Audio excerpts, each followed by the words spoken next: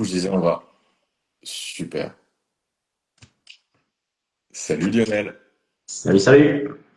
comment tu vas? Ça va bien toi? Ouais, très bien, je te remercie, je te remercie.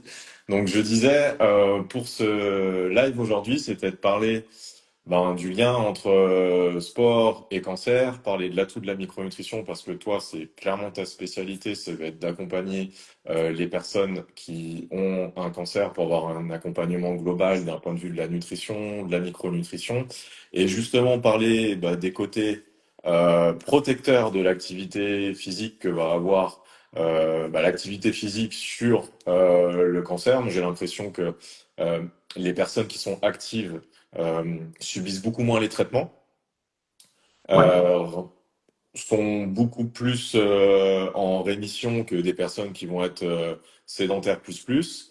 Et à l'inverse, et ça on en parlera également, des fois des volumes, des intensités mal gérées de façon chronique, des déficits énergétiques de façon chronique peuvent aussi entraîner un petit peu de désordre au niveau de l'immunité qui va favoriser l'apparition aussi de certains cancers. Donc, je te laisse te présenter, nous dire comment t'en es arrivé à te spécialiser dans l'accompagnement des personnes qui ont un cancer, parce que c'est quand même pas quelque chose que l'on voit, c'est pas une spécialité qu'on voit tous les jours hein, dans le monde de la c'est micronutrition, vrai.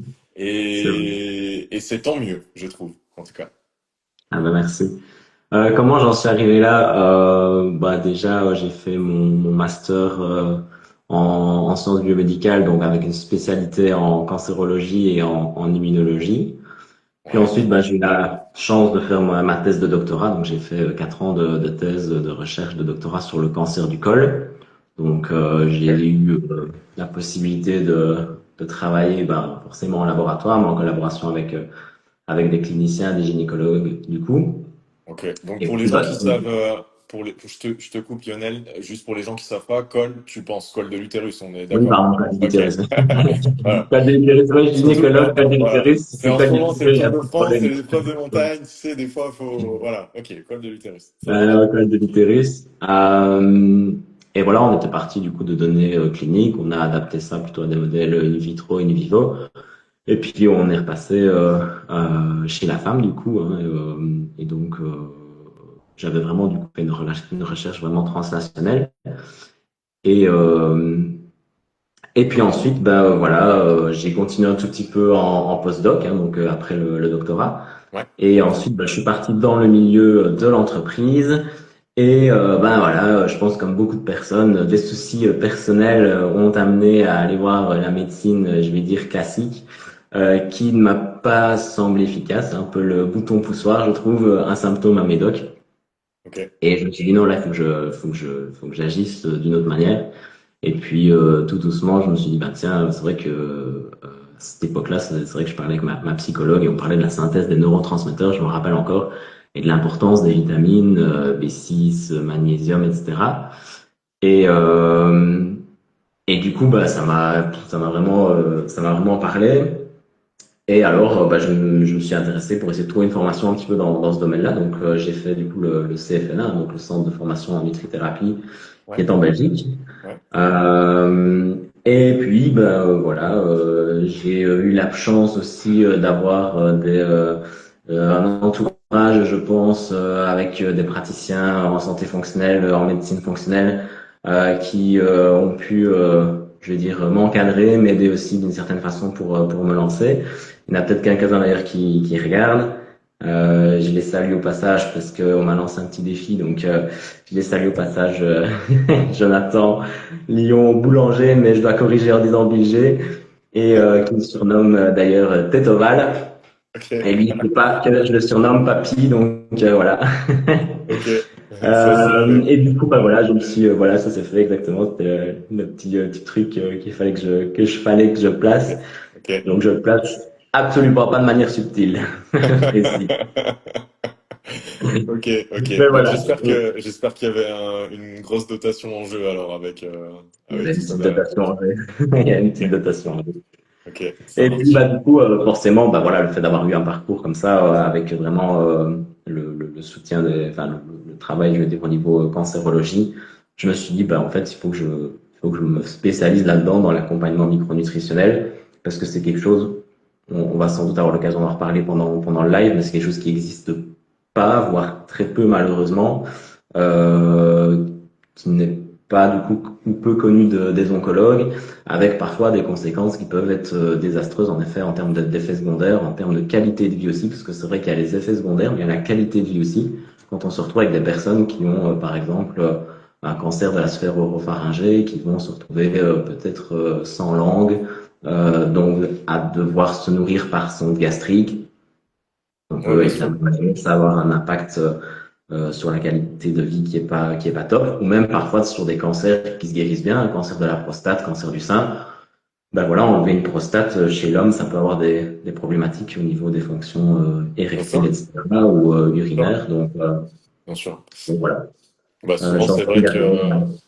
que cancer de la prostate, même si c'est souvent un des cancers qui est le mieux soigné, derrière, il y a quand même pas mal de conséquences dès l'instant qu'on passe sur l'immunothérapie avec des hommes qui doivent se retrouver avec très très peu de testostérone, voire pas du tout. Exactement. Donc toutes les conséquences derrière, effectivement, de perdre un peu son identité. Que ça soit aussi le cas également pour les femmes dans le parcours du cancer du sein, hein, bien sûr. Bien sûr, cancer du sein. Bon, alors maintenant, c'est vrai que la chirurgie reconstructrice fait quand même Ouais, des efforts et des miracles, je veux dire, à ce niveau-là, qui est assez époustouflant, mais ça reste en effet une étape quand même psychologique pour la femme. Et on pense au cancer du sein, mais il faut pas oublier non plus parfois le cancer des ovaires et de l'utérus, justement. C'est sur exactement. lequel j'ai travaillé. Où, Ouais, les femmes se retrouvent avec une hystérectomie. ouais, Au niveau rapport sexuel, etc., ça peut aussi devenir compliqué. Forcément, il y a le côté rapport sexuel. Et quand ce sont des jeunes femmes, il y a le côté aussi finalement tomber enceinte qui peut du coup devenir compliqué parce que forcément, si on n'a plus d'utérus, c'est même pas faisable. Mais en ouais. tout cas, du coup, ça peut devenir un peu embêtant. Ok, ça marche. Je crois que le tableau est bien présenté. Je Si pense. on, si on, si on se penche un peu sur la question de l'activité physique, donc du sport, on a tendance à dire qu'il est protecteur contre le cancer. Est-ce que tu peux nous développer un peu tout ça, notamment avec, je sais que tu parles souvent de l'impact préventif et de l'impact thérapeutique de l'activité physique. Est-ce que tu peux nous en dire un peu plus là-dessus? Ouais, du coup, comme tu le dis, je pense qu'il faut un tout petit peu distinguer, même si certains mécanismes vont être similaires, le côté le sport est préventif. Et de l'autre côté, le sport va aider quand la personne est atteinte d'un cancer. Donc, je pense qu'il faut, en tout cas, je vais distinguer ces deux aspects-là Trop bien. répondre à ta question. En termes préventifs, forcément, c'est que le mode de vie joue un rôle hyper important, hein, que ce soit donc l'activité physique, forcément, mais que ce soit aussi l'alimentation. On sait que le mode de vie impacte énormément sur l'apparition d'un cancer. Il y a des études quand même qui montrent que sur l'activité physique, le fait d'avoir une activité physique qui est régulière, donc quand on dit régulière, c'est quand même 30 minutes pendant tous les jours pendant 5 jours, donc on est sur les 2 heures et demie Ouais. d'activité physique par semaine. Derrière, je Ça, dirais régulière, effectivement. oui, Derrière le oui, terme, le côté je régulier dirais il faut que est quand même l'exercice soit important. régulier. Exactement. Ouais. Le côté régulier est important, que du coup ça réduit en tout cas la prévalence de certains cancers pouvant aller jusqu'à 20 voire 30%. Donc c'est quand même quelque chose qui est pas négligeable, je trouve. Ok. Euh, après forcément aussi pourquoi et comment le sport favorise cette baisse de risque. On sait que forcément le sport va influencer notre composition corporelle. À l'inverse, tout ce qui va être sédentarité, masse grasse, triglycérides qui sont élevés, du coup inflammation liée à une obésité ou à un surpoids, tout ça, on sait que c'est un terrain qui va être propice pour le développement du cancer. Et donc, à l'inverse, le fait de pratiquer du sport, déjà sur tous ces aspects-là, on va du coup avoir cet impact. Donc, on va maintenir une masse musculaire qui est importante, on va maintenir une masse osseuse aussi qui est également importante. On va favoriser ses fonctions cardio-respiratoires, sa capacité du coup musculaire, même si on maintient sa masse musculaire, on va quand même maintenir sa force, je veux dire, musculaire. Et en plus de ça, il y a quand même aussi l'impact psychologique sur sur le mental qui va être important, puisque ben, on sait que le sport, en termes notamment de stress, etc., est un bon moyen pour se défouler. Donc, le côté psychologique aussi de l'activité physique en préventif est important. Un Ok. autre aspect aussi, c'est vrai, sur le côté métabolisme, ça va être aussi le contrôle de la glycémie, l'insulinémie, etc., puisque bah, dans les quatre cancers, donc là je bascule un peu dans le côté cancer et non plus préventif, l'insuline est un facteur de croissance, notamment des cellules cancéreuses. Donc les gens d'ailleurs ont tendance, quand ils ont un cancer, à développer une insulinorésistance. Pourquoi? Parce que bah, forcément, les cellules cancéreuses, elles font beaucoup de glycolyse, hein, c'est l'effet Warburg, donc on a peut-être Mhm. tous entendu parler. Ouais. Et donc, bah, du coup, elles ont besoin de beaucoup de glucose. Mais qui dit beaucoup de glucose dit beaucoup d'insuline pour faire rentrer ce glucose dans la cellule. Et bah, à un moment donné, forcément, le corps humain va se retrouver dans une hyperinsulinémie, voire insulinorésistance. Et donc, bah, l'activité physique va permettre de réduire aussi cette hyperinsulinémie. Donc ça, c'est le côté aussi préventif qui va jouer finalement sur le côté métabolique. Euh, et puis après, on sait que l'activité physique va aussi euh, renforcer, favoriser la synthèse des mitochondries. Donc forcément, ça va permettre aussi une bonne phosphorylation oxydative. On sait que les cellules cancéreuses, elles n'aiment pas la phosphorylation oxydative. Ça peut paraître bizarre, mais c'est comme ça. Elles n'aiment pas la phosphorylation oxydative, elles préfèrent la glycolyse. Et donc, bah, le fait d'avoir des mitochondries qui sont en bonne santé, qui sont fonctionnelles, ça veut dire qu'on va aussi avoir une phosphorylation oxydative qui va être présente et donc, bah, du coup, limiter aussi les dommages, je vais dire, qu'on pourrait avoir aux cellules par l'apparition de radicaux libres et autres. Peut-être juste pour euh, simplifier un peu la chose sur la partie de la phosphorylation oxydative, pour si les gens ne savent pas exactement ce que c'est, pour faire très très simple, c'est une réaction chimique que l'on va avoir lorsqu'on a des excès caloriques, ça va venir saturer la mitochondrie et donc entraîner tout un tas de stress oxydatif derrière. Ouais, exactement. Exactement. Donc, l'aspect préventif, voilà, on va pas. Faites Bah, bien. l'aspect préventif, après, c'est vrai qu'il y a une chose que j'ai peut-être pas mentionné non plus, c'est l'aspect immunitaire. Le fait quand Ouais, même de faire une l'immunité, bien activité sûr. physique va renforcer notre système immunitaire de manière préventive. Après, bah, du côté thérapeutique, on va avoir ce même aspect-là en fait qui va être renforcé. En fait, on sait que bah, tant dans l'aspect préventif que du coup dans l'aspect thérapeutique, hein, je vais l'appeler ça comme ça, Ouais, on sait que l'activité physique va notamment favoriser certaines populations du système immunitaire. On va retrouver par exemple les natural killers, hein, les fameux NK, qui interviennent beaucoup dans l'immunité bah, du coup anticancéreuse. Il y a différents types de NK, mais globalement, ils sont généralement tous augmentés par l'activité physique. Donc ça, c'est une catégorie de cellules. Puis aussi, on va avoir tout ce qui va être lymphocytes T, CD8, T, CD4, qui sont aussi bah, qui interviennent dans l'immunité adaptative, donc ils vont pouvoir répondre aussi dans le cas de cancer. Et puis, dans une moindre mesure, ça c'est un petit peu moins, je veux dire, en tout cas, l'amplitude de la réponse immunitaire par rapport à l'activité physique va moins se faire sentir au niveau des lymphocytes B, donc ceux qui vont plutôt produire les anticorps. Ça reste quand même augmenté grâce à l'activité physique, mais dans une moindre mesure par rapport aux autres types cellulaires que j'ai mentionnés. donc Donc là, ça, c'est tu un, parles, Lionel, tu parles bien de l'impact thérapeutique, c'est l'impact de l'activité physique, du sport pendant les traitements, c'est ça? bah, c'est les deux en fait. Ok, Pendant, là, le côté immunitaire, c'est pendant et en même temps du côté préventif en fait. Donc, d'accord.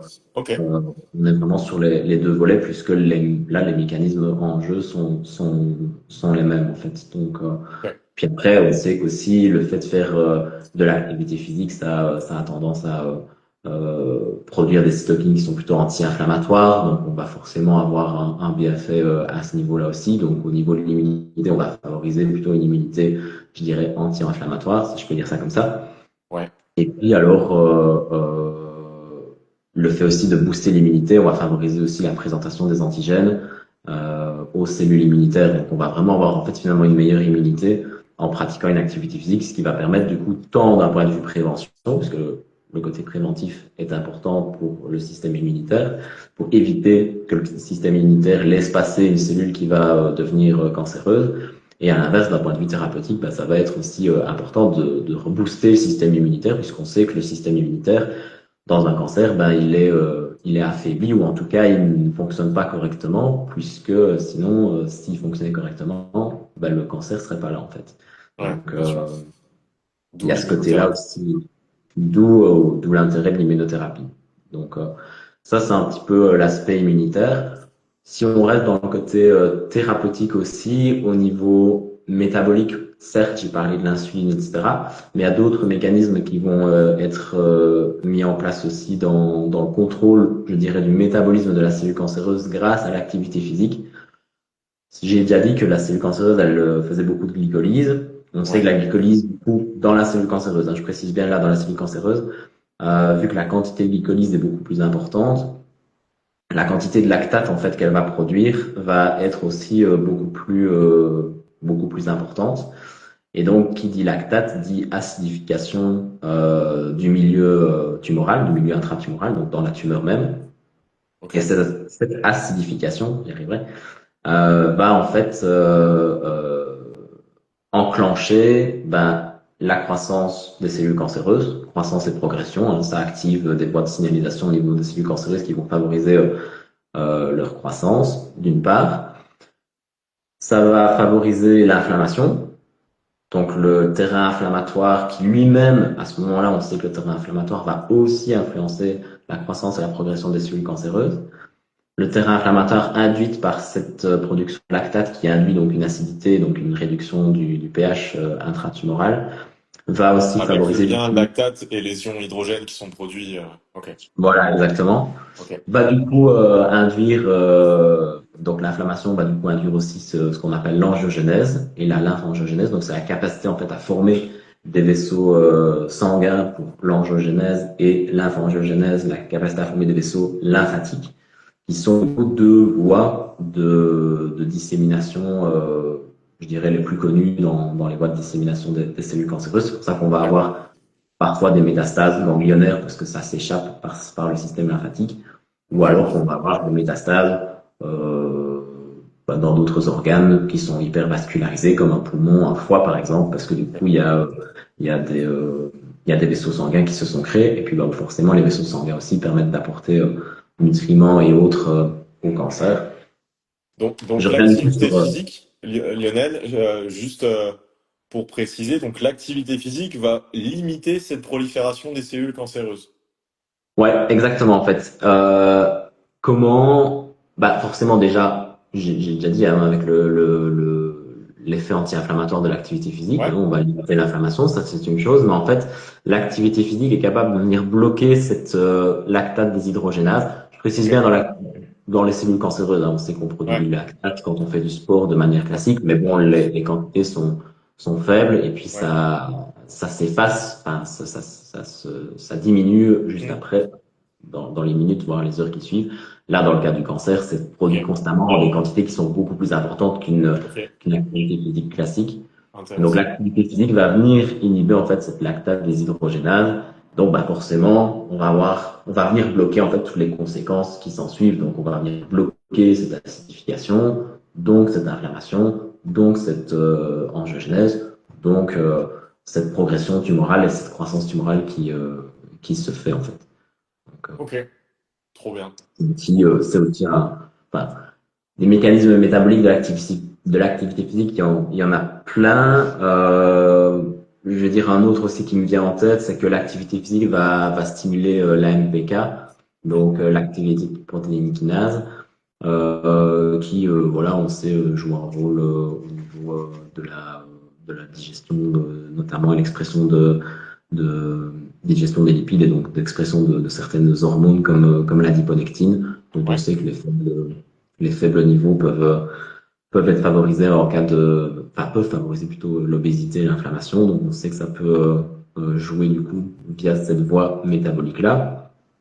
Mais aussi en contrepartie, cet AMPK a la capacité de stimuler certaines molécules, donc certaines molécules qui vont contrôler le cycle cellulaire. comme par exemple P21, qui est une cycline kinase. Une cycline kinase, c'est quoi? C'est une protéine qui intervient donc dans le contrôle du cycle cellulaire. On Ouais. sait que le cycle cellulaire, bah, il y a différentes phases, hein, phase S, G1, G2, phase M. Je n'ai peut-être Ouais. pas dit dans l'ordre, mais voilà, avec des points de contrôle en fait qui se font pour passer d'une étape à l'autre. Et en fait, ces cyclines kinases permettent de servir de contrôle, on va dire, de dire à la cellule, ok, tu peux continuer à aller vers l'étape suivante pour finalement arriver à la division cellulaire. Ou à l'inverse, de dire, bah non, tu t'arrêtes là, et, tu peux pas parce que tu es trop abîmé, tu es trop endommagé, et d'aller plutôt vers l'élimination, vers l'apoptose. Donc le fait ici d'avoir la MPK activée grâce à l'activité physique va stimuler notamment cette cycline kinase qui va permettre un recontrôle du cycle cellulaire qui est en fait totalement inhibé dans une cellule cancéreuse, puisqu'une cellule cancéreuse va se diviser à Oui. l'infini. Donc Ok. ça J'ai c'est une... l'impression également que les personnes qui ont une activité physique régulière et sous traitement de chimiothérapie vont avoir moins d'effets secondaires aussi des traitements, comme s'il y avait un peu une réduction de la toxicité des traitements. Je sais pas Oui, si. tout à fait. Alors, au niveau mécanisme, il n'y a pas beaucoup de choses qui sont connues pour vraiment expliquer, mais c'est vrai que c'est observé que le fait d'avoir une activité physique qui est régulière pendant ce traitement va en fait réduire notamment la fatigue. Hein, Ouais, la fatigue peut être fortement présente dans les cas de traitement associés au cancer. Ça va aussi limiter en fait dans les effets secondaires des traitements la perte de masse musculaire, donc la sarcopénie qui est aussi une conséquence qui parfois est même dramatique et peut conduire à la cachexie et malheureusement au décès de la personne puisque bah, du coup la cachexie devient un état de dénutrition qui est sévère et l'activité physique permet en fait de limiter cette perte de masse musculaire et donc d'aller vers cet état de dénutrition qui est total. Ça, c'est une chose. Ça permet aussi de... tu as des choses également sur peut-être tout ce qui est effet secondaire au niveau des molécules utilisées en chimio pour le cancer du sein, notamment tout ce qui est tamoxifène par rapport à ce genre de choses-là aussi. Ouais, tu vas avoir aussi en effet des effets de l'activité physique là-dessus. Tu parles du tamoxifène, bah, c'est vrai que le tamoxifène c'est donné dans les quatre cancers du sein. Ouais, C'est une hormonothérapie. C'est un inhibiteur sélectif des récepteurs aux oestrogènes, donc ça va ok. Ça a bloqué l'aromatase, quoi. voilà. Ça va, ouais, c'est ça, Ok, exactement. Oui, et d'accord. dans ce cas-là, ça bloque l'aromatase. Ok, Euh, et donc en fait, bah, malheureusement, vu qu'on vient bloquer l'aromatase, donc une potentielle synthèse d'œstrogènes, ouais. on sait que les œstrogènes sont quand même neuroprotecteur et ostéoprotecteur, je sais pas si je peux dire ça comme ça au niveau des os, en tout cas limite Allez, ça l'apparition passe. Ça passe. d'ostéoporose. Donc en tout cas je l'invente si ça n'existe pas. Donc, Ça, on s'est validé. C'est validé. donc tant mieux. Donc il va y avoir donc il y a ce rôle protecteur des œstrogènes dans ce cas-là, mais forcément en prenant du tamoxifène, bah, on va favoriser malheureusement bah, ce déclin cognitif et cette perte de masse osseuse du coup que l'activité physique va venir en fait protéger puisque du coup l'activité physique va, je l'ai dit au tout début, hein, va permettre de maintenir une masse osseuse. Donc on va éliminer du coup cette conséquence plutôt négative. Et en même temps, on sait que l'activité physique aussi, niveau bien-être cognitif, santé mentale, bah, c'est important. Donc on va limiter aussi ce déclin cognitif pris par exemple avec le tamoxifène. Donc c'est vrai que dans les effets secondaires, l'activité physique ben, peut contrecarrer vis-à-vis de certains traitements, on vient de le mentionner. La fatigue, ça peut aussi contrer la toxicité cardiaque, puisqu'on va travailler notre système cardiovasculaire, cardio-respiratoire. Donc, on va faire travailler notre cœur, notre pompe, etc. Donc, on va permettre aussi de protéger ce système cardiovasculaire. Donc, il y a tout cet aspect-là aussi qui va être présent, en fait, grâce à l'activité physique sur les effets secondaires. Ok. Je crois qu'on en a dit pas mal là sur les bienfaits de l'activité physique et du sport pour Il y en a beaucoup, juste. hein. Je crois qu'on les a pas tous dit, Non, on les a pas mais tous ouais, il y dit. en a Ouais. Mais je pense qu'on pourrait y passer encore une heure.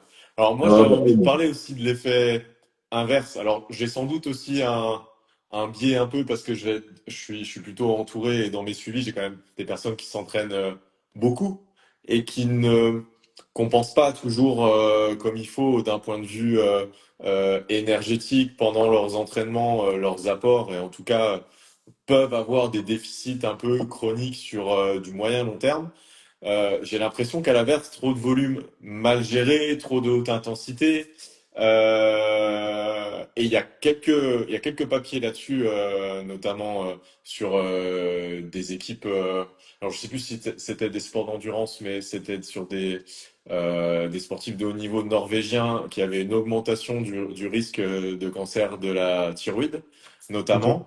Donc tout ce qui va être le lien peut-être entre sport de haut niveau, surentraînement et augmentation du risque de certains cancers. Qu'est-ce que c'est selon toi les mécanismes qui sont en jeu? Je vais penser au stress oxydatif, à l'immunité, à l'inflammation. Est-ce que tu peux nous donner des pistes là-dessus en tout cas? Pas une solution aujourd'hui, mais nous donner quelques pistes qui feraient que bah, ça s'emballe un petit peu quoi au bout d'un moment.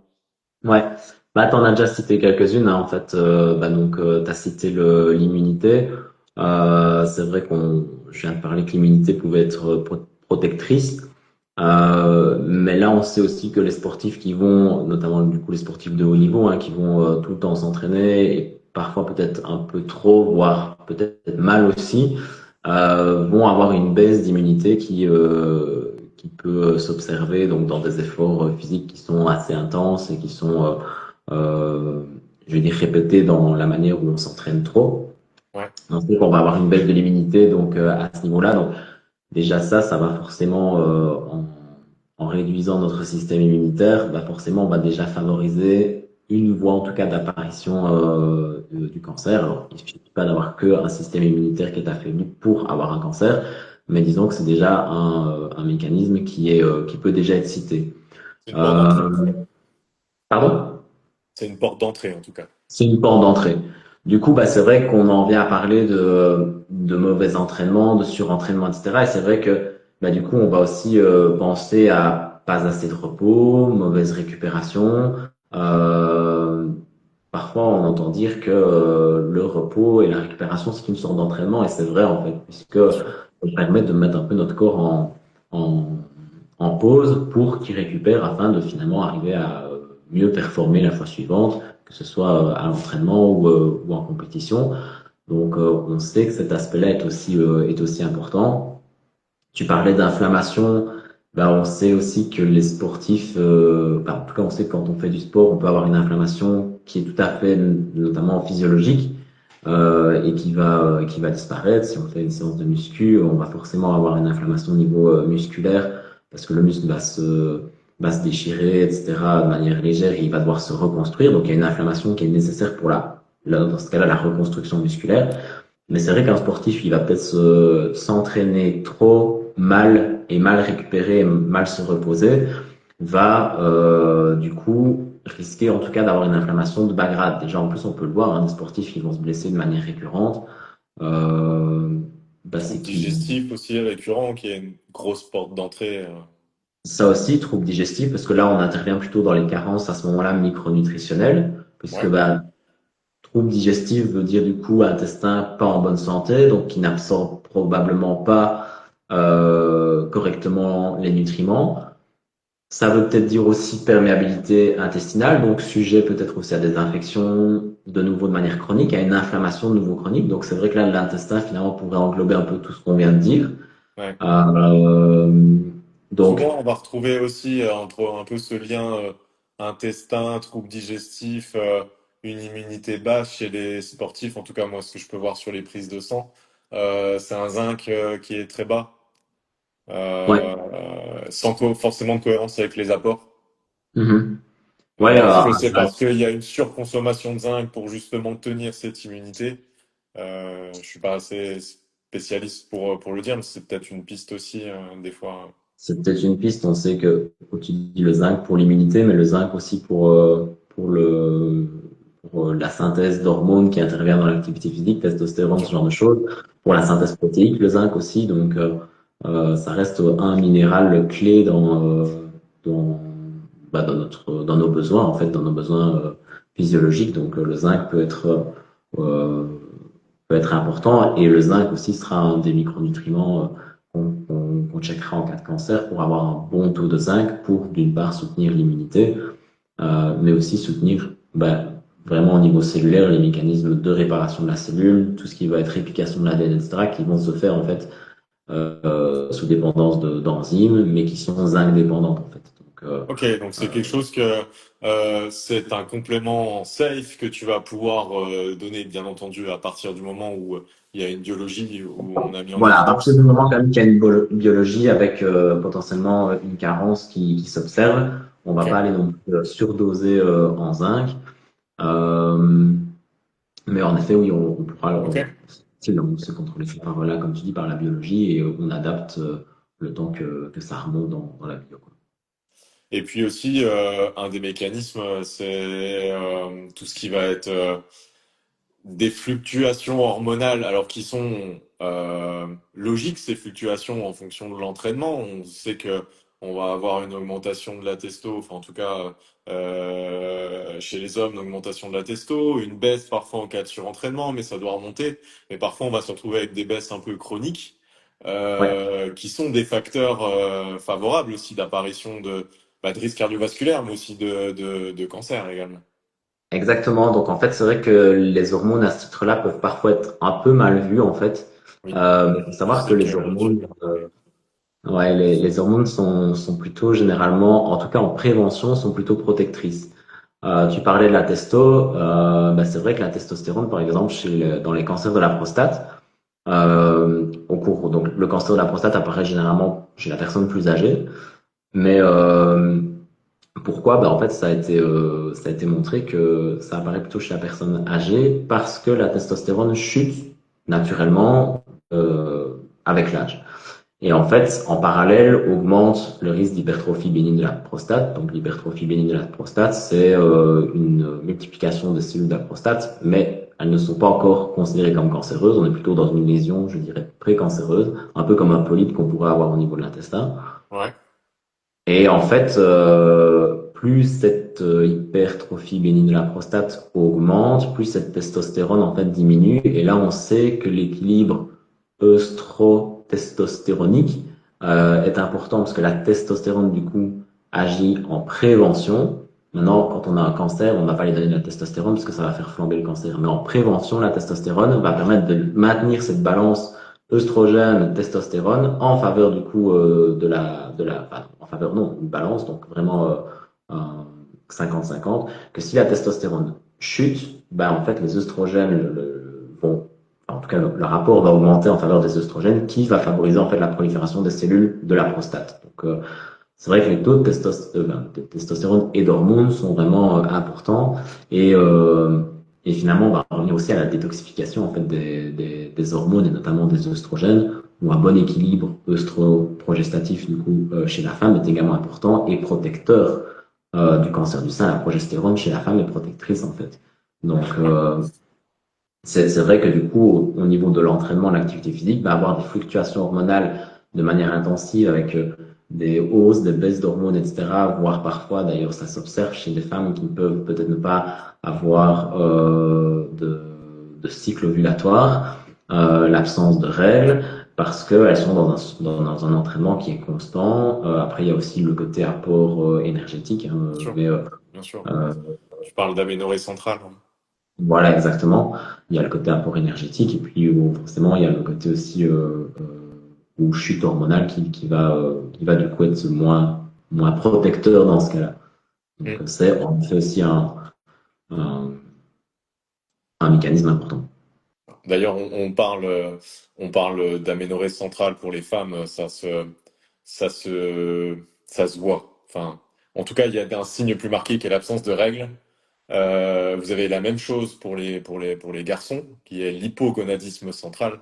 Bon, effectivement, même si les testicules fonctionne bien, la commande centrale de départ au niveau de l'hypophyse est bloquée parce que on a soit par surentraînement, soit par manque d'apport énergétique aussi de façon chronique, va faire que cette commande va être bloquée, mais c'est juste que il y a moins de signes, en tout cas les garçons en parlent moins, mais il y a aussi la même chose effectivement chez les sportifs masculins, et c'est pas que les femmes aussi qui vont être touchées par ces fluctuations hormonales. Non, non, non. Ouais. Il n'y a pas que ça. Tout le monde. Mm. Euh, et du coup, là, toute la micronutrition là-dedans, est-ce que ça va permettre de moduler un peu tout ce terrain chez les sportifs qui sont très engagés? Ouais, oui, hein, la micronutre va être importante. On parlait d'immunité, on parlait d'inflammation, on a parlé de stress oxydant aussi. Donc forcément, venir soutenir l'organisme chez le sportif qui est déjà dans une condition où il a peut-être besoin de plus qu'une personne, je dirais, normale. Donc, en tout cas, chez un sportif qui fait beaucoup d'activités physiques. Donc venir soutenir au niveau de la micronutrition, ben oui, forcément, ça va être hyper important, que ce soit, on Qu'est-ce que parlait du tu penses à zinc. regarder? Ouais. Tu penses à regarder quoi en termes un peu de marqueurs chez un patient qui va être très actif physiquement?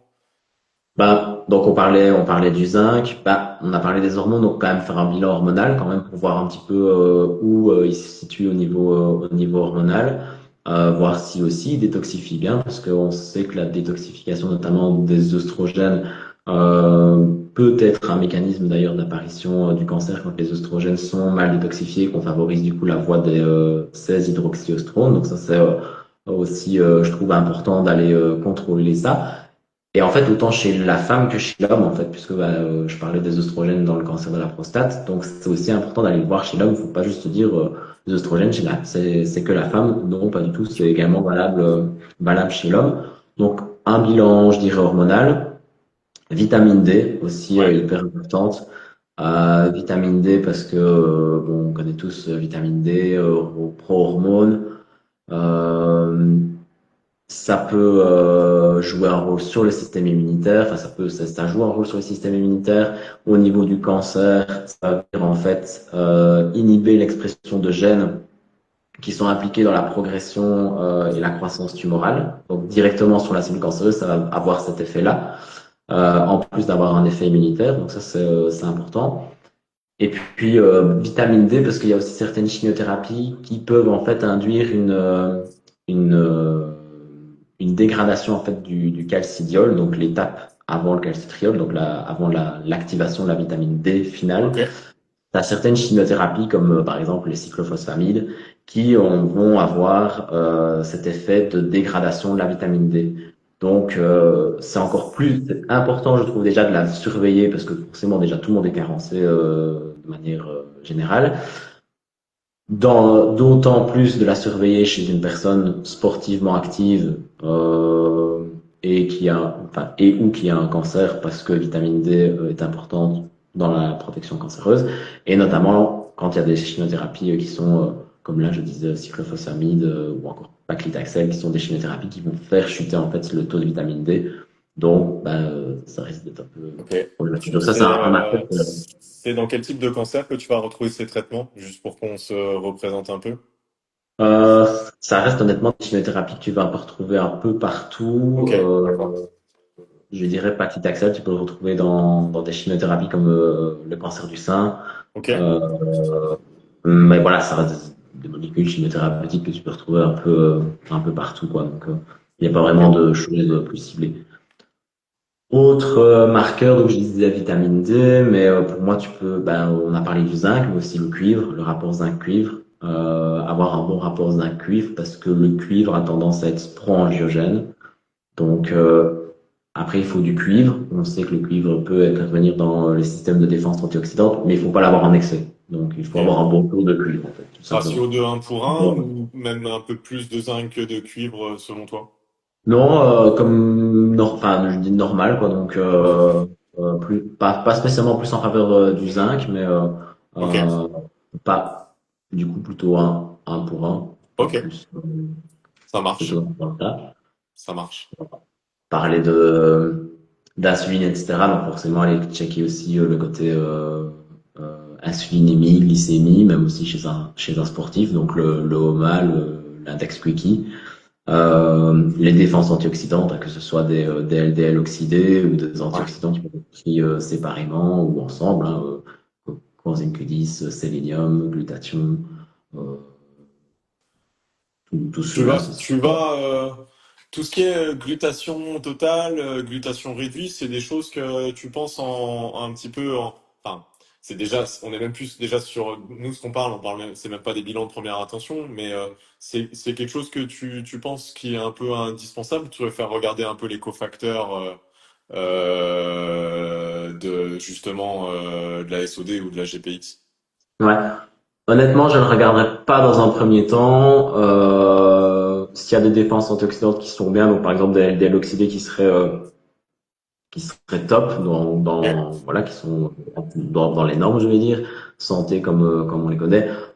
Voilà, j'irai pas spécialement investiguer glutathion, ce genre de choses, à part donner éventuellement un complexe d'antioxydants pour quand même juste soutenir l'organisme. Mais j'irai pas spécialement investiguer à ce moment-là un peu plus loin. Après, on peut quand même le faire si on veut, mais je pense que dans ce cas-là, c'est pas non plus hyper nécessaire. Maintenant, c'est mon point de vue, quoi.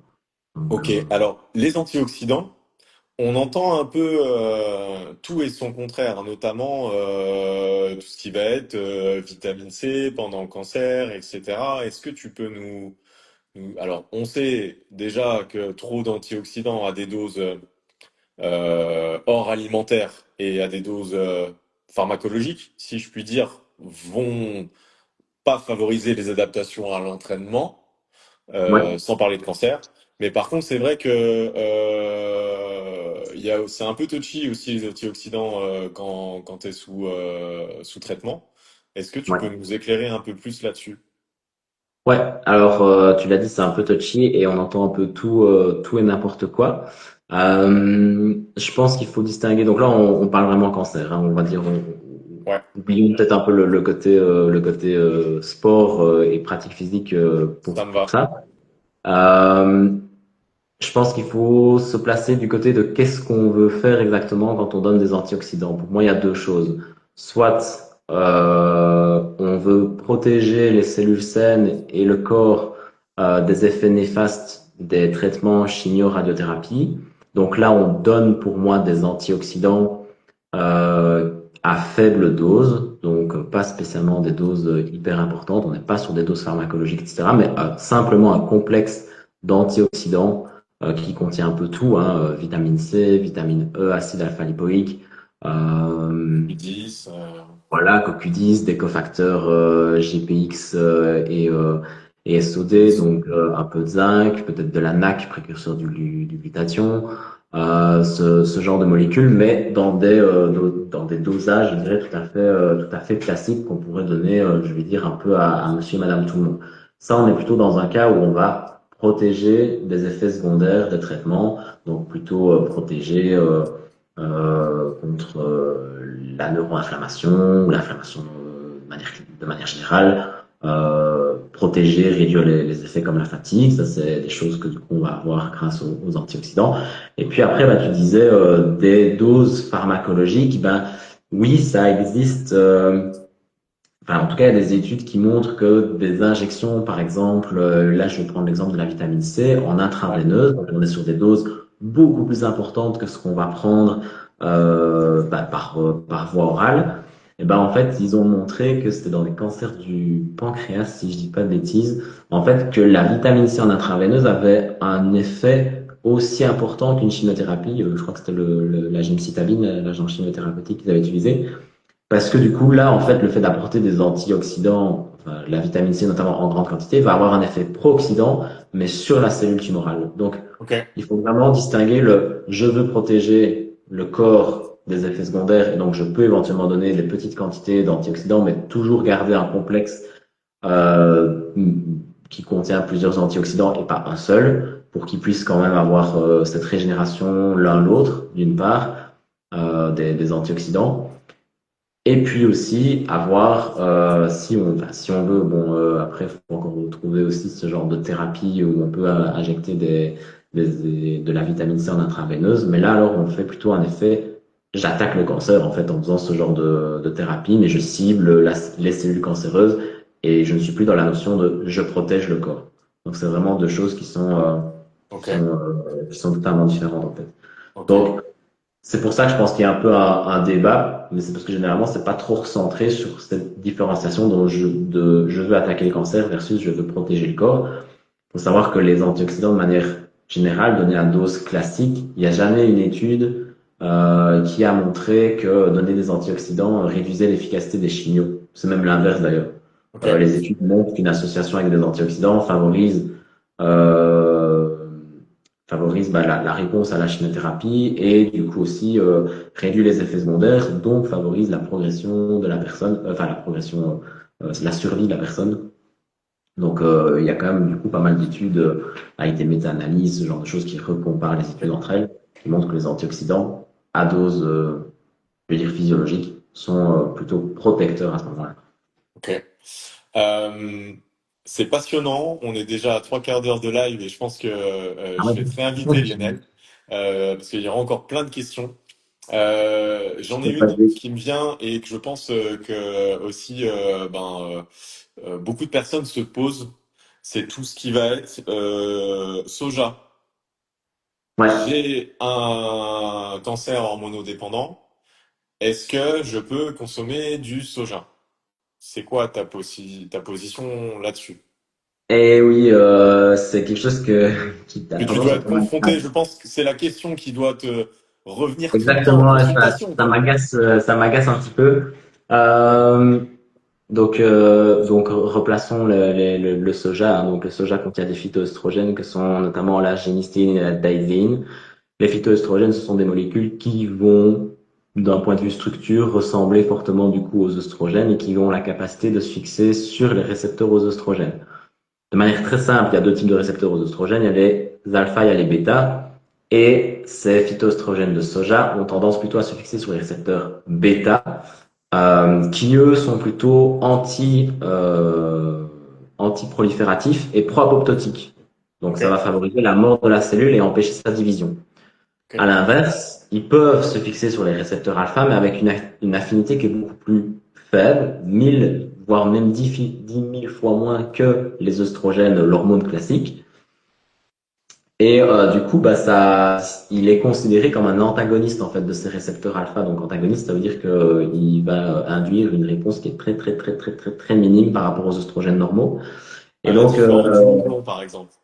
à la différence du houblon, ouais, voilà, exactement. Ok, Donc c'est vrai que voilà. le houblon, j'irais peut-être pas spécialement le mettre à ce moment-là chez une personne qui a un cancer. En tout cas, j'irais pas le mettre. Si elle a eu des antécédents, etc., ou qu'elle en a la famille, je pense que ça se discute avec la personne aussi par rapport à sa problématique. Ça, Ok, c'est une autre chose. ok. Et alors, et donc en fait, malheureusement, oui, dans tout ce qu'on va voir dans les compléments alimentaires de choses qui peuvent être extraits à partir du soja, il y a des mentions, attention, cancer hormonodépendant. Et c'est agaçant parce que c'est vrai que c'est basé sur aucune preuve scientifique en fait, alors que maintenant, tout ce qui est phytoestrogène, notamment de soja, sont plutôt protecteurs en fait. Donc, À mon sens, j'ai pas la vraie raison. C'est juste un avis que je donne. Je pense que la mauvaise presse vient du fait que c'est surtout de la culture du soja. Alors là, ce qu'on vous invite, c'est de consommer toujours du soja bio. Et c'est à mon sens la culture du soja qui nécessite pas mal de pesticides. Et du coup, dans ce cas-là, c'est plutôt les pesticides qui, eux, sont des perturbateurs endocriniens qui vont favoriser un peu la prolifération ou l'apparition d'un cancer, mais c'est pas le soja en lui-même en fait. Je sais pas ce que non, c'est ce que ça, t'en ouais, penses. exactement. C'est pas le soja en lui-même. Et puis, donc, tu disais la culture du soja, mais je pense aussi forcément, il y a eu le côté phytoestrogène, ça se lie aux Ouais, récepteurs. Et en fait, on ouais, distingue pas cette différence de récepteurs alpha sur récepteurs bêta qui est primordial en fait à faire. Et c'est pareil pour les phytoestrogènes des lignanes, qui vont aussi plutôt être modulateur au même titre que les phytoestrogènes de soja. Et pourquoi, à ton avis, cette approche un petit peu fonctionnelle, micronutritionnelle, elle est encore si peu reconnue dans les parcours de soins classiques? Et je te propose qu'on termine là-dessus, puis tu nous dises où est-ce qu'on peut te retrouver, bien sûr. Euh, Pourquoi c'est pas beaucoup proposé? Et je pense qu'il faudrait poser la question aux oncologues qui s'occupent des Ouais, personnes, qui t'as raison. s'occupent de ce genre voilà, qui s'occupent des personnes atteintes d'un cancer. De toute façon, voilà, on sait très bien qu'au niveau des études de médecine, tout ce qui va être micronutrition, sans vouloir être méchant, mais malheureusement ils sont pas formés à ça, Ouais. donc ils sont pas formés, donc forcément ils connaissent pas. Euh, il y Mais a attention, aussi au même titre, là, c'est pas du tout pour mettre en défaut les médecins généralistes qui pourraient nous écouter. Ça pourrait être la même réponse dans le sens, moi, j'ai passé un BTS diététique où on m'a appris à faire des calculs de ration et à rentrer des cales par repas. Bien sûr que c'est utile parfois, mais ça reste limité. Et ça nous demande de continuer la formation continue. Voilà, c'est ce qu'on voilà dit. exactement. Après, je pense aussi qu'au niveau des études parfois qui peuvent exister, ben il y a les médecins peuvent aussi parfois dire ben oui, mais Il n'y c'est a pas pas une bonne d'études de étude, cohorte. il n'y a Ouais. pas d'étude de cohorte, ou parfois même simplement mentionner vitamine D à un médecin, c'est là dans le cas du cancer, c'est on regarde avec des yeux avec quoi est-ce que vous venez, alors qu'en fait, ben non, c'est quand même preuve à l'appui. Je pense que d'ailleurs la vitamine D est l'un des micronutriments les plus étudiés dans le cas du cancer. Donc, et puis on est aussi, je pense, dans la prise en charge des personnes dans des protocoles en fait. On essaye d'avoir une médecine de plus en plus personnalisée, mais on est dans des protocoles. Donc, Madame X, Monsieur Y, vous avez un cancer du sein, du foie, du poumon, peu importe. Vous allez suivre d'abord ça, ça, ça, ça, ça. Ensuite, vous venez nous voir dans 3 mois. Ça fonctionne pas. On refait des analyses. Ok, on passe sur un autre traitement. Et il n'y a rien d'autre. Les gens sont parfois même un peu laissés, je dirais, à l'abandon. Alors maintenant, ça commence à apparaître de plus en plus en France, en Belgique, il y a de plus en plus aussi des centres ressources qui sont associés, voire parfois non, mais à des hôpitaux. Donc les centres ressources, c'est un peu une façon d'accompagner autrement, où les gens peuvent justement trouver un coach sportif pour les aider à retrouver une activité physique, un micronutritionniste, nutrithérapeute, ça arrive aussi. Et puis alors d'autres choses alternatives comme la pratique de pleine conscience, le yoga, ce genre d'activités qu'ils peuvent retrouver et qui sont aussi finalement importantes en fait. Trop bien, Donc trop bien. Eh voilà. ben, merci pour tout ça. Je pense que on refera un live parce que c'était passionnant. Et puis je t'avais dit, écoute, Lionel, j'ai envie que tu sois vraiment scientifique et pointu. Je pense que tu l'as été et que J'espère. ça a intéressé les gens et que ça va aussi intéresser les gens qui vont écouter en replay. Et mais on va se tenir au courant pour en refaire un de live. Pas de souci. Où est-ce qu'on Pas de peut te souci. retrouver, Lionel? Bah, sur Instagram, Ok. première chose, ou alors bah aussi voilà, j'ai mon site internet Ok. www.lg-nutrition.be, mais sinon généralement plutôt sur Insta si Ok. pour voir un peu ce que je poste, etc.